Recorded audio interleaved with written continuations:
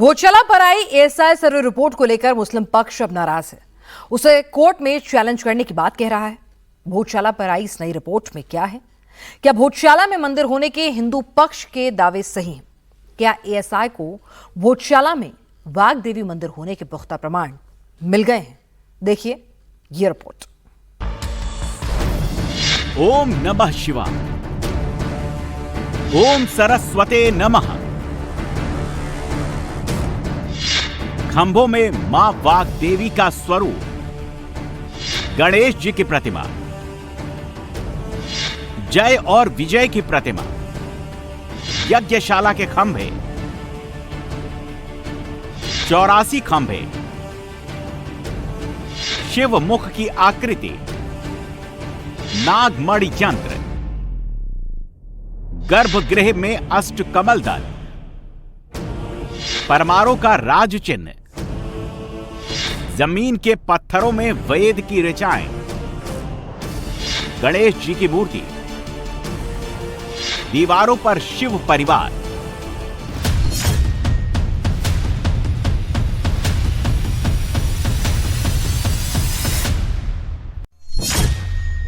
भोजशाला के अंदर क्या मिला? रिपोर्ट आ गई।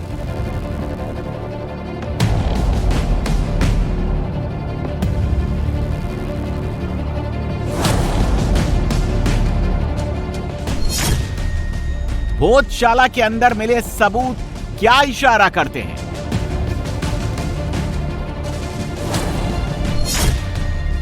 भोजशाला वाग्देवी का मंदिर या कमाल मौला मस्जिद पता चल गया।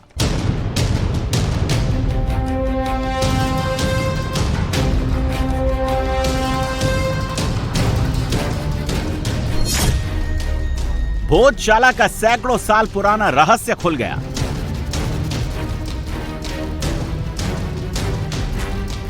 इंदौर हाईकोर्ट के आदेश पर 98 दिनों तक सर्वे के बाद एएसआई ने 2089 पन्नों की रिपोर्ट अदालत में पेश कर दी। हालांकि इस रिपोर्ट को सार्वजनिक नहीं किया गया। हिंदू पक्ष का दावा है कि यह रिपोर्ट उनके दावों पर मुहर लगाती है।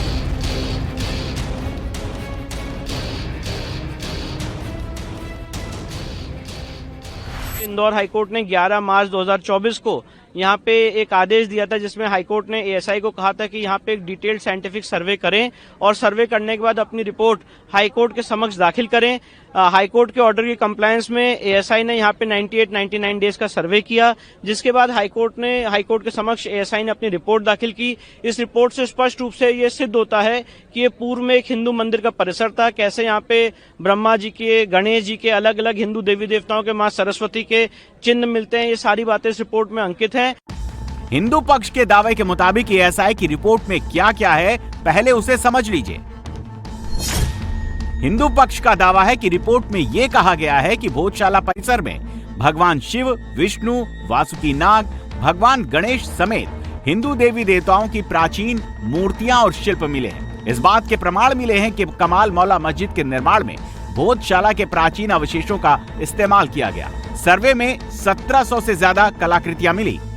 इनमें कई मूर्तियां, संरचनाएं, खंभे, दीवार और भित्ति चित्र शामिल हैं। परिसर के अंदर बड़ी संख्या में संस्कृत, देवनागरी और नागरी लिपि के अभिलेख, स्तंभों पर खुदे श्लोक भी मिले हैं। कई शिलालेख 11वीं-12वीं शताब्दी के बताए गए, जिनका संबंध परमार काल से जोड़ा गया है।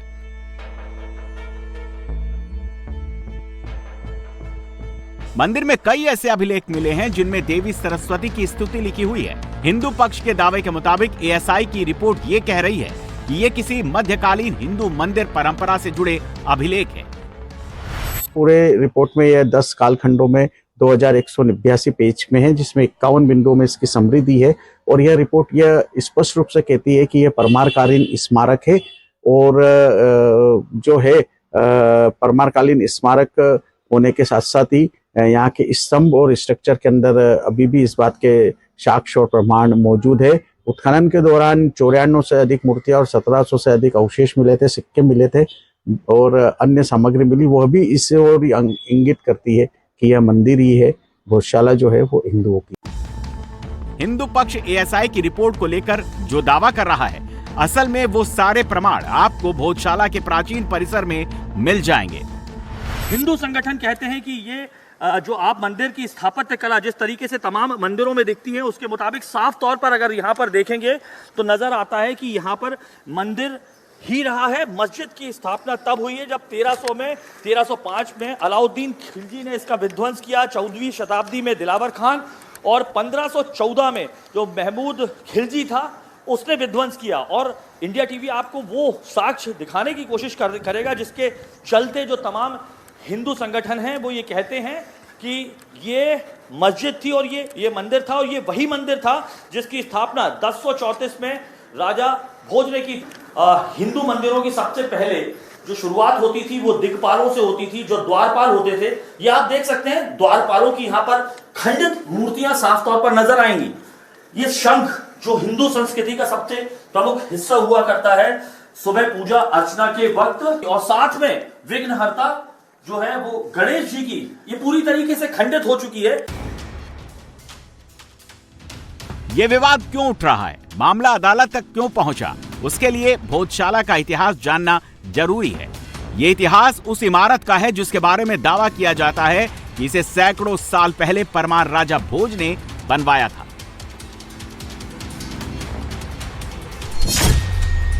1034 ईस्वी में ज्ञान विज्ञान को बढ़ावा देने के लिए परमार शासक राजा भोज ने भोजशाला का निर्माण करवाया था। ये नालंदा तक्षशिला की तरह एक विशाल आवासीय संस्कृत विश्वविद्यालय था। 1035 ईस्वी की बसंत पंचमी पर यहाँ सरस्वती का स्वरूप मां वाग्देवी की मूर्ति की प्राण प्रतिष्ठा हुई। इसके लाल खंभों में देवी देवताओं की मूर्तियां बनाई गईं। भवन के उत्तर दक्षिण की दीवार पर जालीदार खिड़कियों के बीच देवी देवताओं की मूर्तियां उकेरी गईं। इस भवन के बीच में एक विशाल यज्ञ कुंड बनवाया गया। स्थापना के 271 सालों तक भोजशाला शिक्षा का वैश्विक केंद्र रही। इस इमारत को लेकर जो बातें इतिहास में दर्ज हैं, वो आपको इस इमारत में देखने को मिल जाएंगी। यहाँ देवी सरस्वती का मंदिर है, यज्ञशाला है, दीवारों खिड़कियों पर देवी देवताओं की मूर्तियां हैं। यही नहीं कहा जाता है कि राजा भोज 84 को अपना लकी नंबर मानते थे। इस वजह से उनके काल में हर निर्माण में 84 अंक का खास ध्यान रखा गया। वो धार जो है 84 चौराहों का नगर था। 84 खंभों पर यह टिका हुआ है। ये खंभे भी देख सकते हैं, 84 खंभे हैं तकरीबन। और यहाँ कहा जाता है कि इसी धार में 84 ग्रंथों की रचना के साथ साथ 84 यंत्रों की सिद्धि भी की गई थी। सरस्वती की आराधना के साथ जो परमार राजा थे वो सिद्धि भी किया करते थे, इसलिए 84 चौराहों का और ये कहा जाता है धार। और जिन 84 यंत्रों की रचना की गई थी अधिकांश जो है उनमें से तोड़े जा चुके हैं, लेकिन ये आप एक यंत्र यहाँ पर साफ देख सकते हैं, नागमणि ये बंद यंत्र है। और यहाँ पर आपको नाग की आकृति यहाँ पर आप देखेंगे। राजा भोज का कार्यकाल सन 1065 तक रहा। उसके बाद के राजाओं ने भी भोजशाला का गौरव बनाए रखा, लेकिन उसके बाद इस भव्य विश्वविद्यालय को विदेशी आक्रांताओं की नजर लग गई। 14वीं सदी में भोजशाला का बुरा वक्त शुरू हुआ।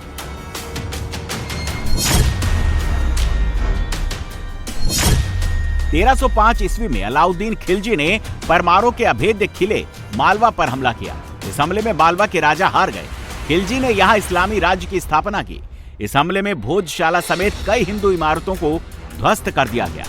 1514 में महमूद शाह खिलजी द्वितीय ने हमला करके भोजशाला को मस्जिद में बदलने की कोशिश की। महमूद शाह खिलजी ने ही हजरत मौलाना कमाल चिश्ती की याद में भोजशाला परिसर में एक मकबरा बनवा दिया। ऐतिहासिक तथ्य यह है कि मौलाना कमाल चिश्ती की मौत 1310 में यानी 204 साल पहले ही अहमदाबाद में हो चुकी थी। हिंदू पक्ष का दावा है कि इसके बाद यहाँ नमाज पढ़ी जाने लगी। यज्ञशाला का इस्तेमाल वजू करने के लिए होने लगा। वाग्देवी की प्रतिमा को भी यहाँ से हटा दिया गया, जो अंग्रेजों को बाद में इसकी खुदाई में मिली। ये प्रतिमा अब लंदन के एक म्यूजियम में रखी हुई है। दावा यह है कि खिलजी ने भोजशाला को पूरी तरह से तोड़ा नहीं, बल्कि उसी इमारत के हिस्से का इस्तेमाल किया और उसे मस्जिद का रूप दे दिया। एएसआई के सर्वे में इन सभी चीजों का वैज्ञानिक आधार पर जोड़ा गया है।